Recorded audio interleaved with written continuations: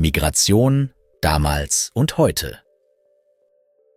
Hey Leute, heute machen wir eine Zeitreise und schauen uns an, wie Migration früher im Vergleich zu heute aussah. Stellt euch vor, heute habt ihr Google Maps, könnt einfach ein Flugticket buchen und wisst genau, wohin ihr geht. Aber früher? Da sah das alles ganz anders aus. Kommt mit auf diese Reise und lasst uns herausfinden, wie sich die Menschen damals zurechtgefunden haben, ohne GPS, Internet oder Smartphones. Orientierung mit Karten und Sternen statt GPS. Heutzutage tippen wir einfach unsere Zieladresse in Google Maps ein und schon wissen wir, wie wir ans Ziel kommen, ob zu Fuß, mit dem Auto oder der Bahn. Flugtickets sind online buchbar und wir haben jederzeit eine genaue Vorstellung davon, wo wir uns befinden. Doch früher war das Reisen eine echte Herausforderung. Vor einigen Jahrhunderten, im Zeitalter der Entdeckungen, hatten Reisende nur komplexe Papierkarten und mussten oft mit dem Sternenhimmel navigieren. Beispielsweise nutzten die Seefahrer im 15. und 16. Jahrhundert den Sextanten, um ihren Standort auf See zu bestimmen. Dabei war das Risiko, sich zu verirren, enorm. Nicht jeder Weg war kartiert und oft gingen Entdecker einfach davon aus, dass sie irgendwann Land finden würden. Während wir heute mit GPS und Satellitenunterstützung unterwegs sind, mussten sich Menschen früher auf Karten und die Natur verlassen, was ihre Reisen viel unberechenbarer machte. Reisen. Von monatelangen Seefahrten zu Kurzstreckenflügen. Ein weiterer großer Unterschied liegt in der Geschwindigkeit der Reisen. Früher dauerte es Wochen oder Monate, um von einem Kontinent zum anderen zu gelangen. Beispielsweise dauerte die Überfahrt von Europa nach Amerika im 17. Jahrhundert etwa 2 Monate. Und das unter oft katastrophalen Bedingungen. Stürme, Krankheiten und Nahrungsmangel waren ständige Begleiter. Heute dagegen steigen wir einfach in ein Flugzeug und sind in wenigen Stunden am Ziel. Ein Flug von Frankfurt nach New York dauert gerade mal 8 Stunden. Und wenn uns das neue Land nicht gefällt? Kein Problem, wir buchen einen Rückflug. Das war für die Menschen früher undenkbar. Wer damals seine Heimat verließ, tat das meist für immer.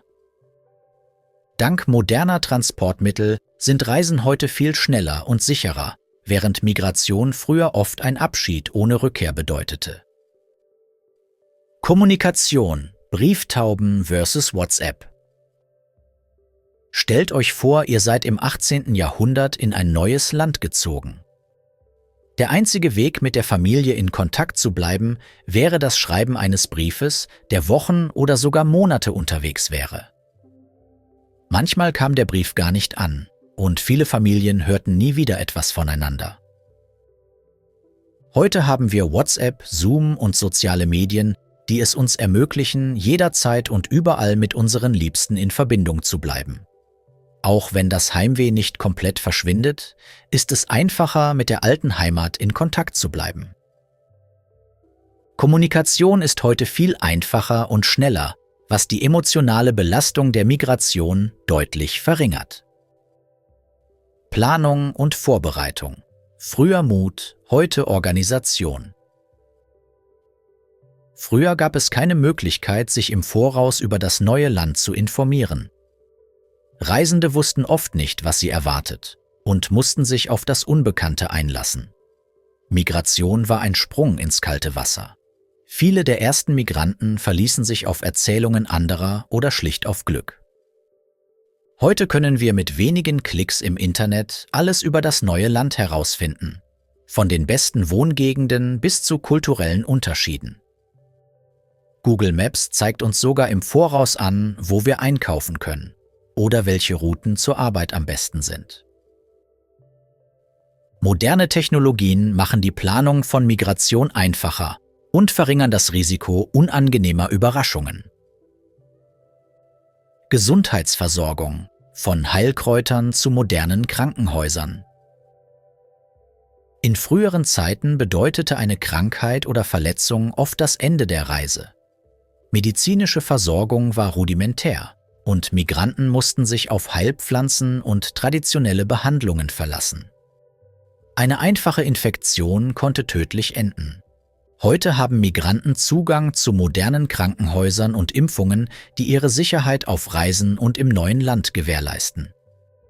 Doch auch hier gibt es Herausforderungen. In einem neuen Land das Gesundheitssystem zu verstehen, kann anfangs überwältigend sein, besonders wenn es Sprachbarrieren gibt.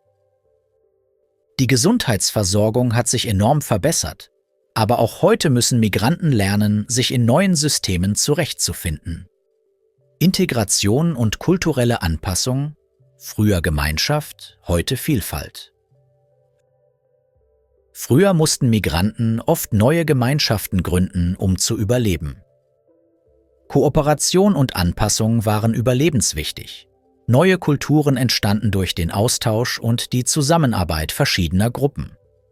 Heute ziehen Migranten oft in multikulturelle Städte, in denen Menschen verschiedener Nationalitäten zusammenleben.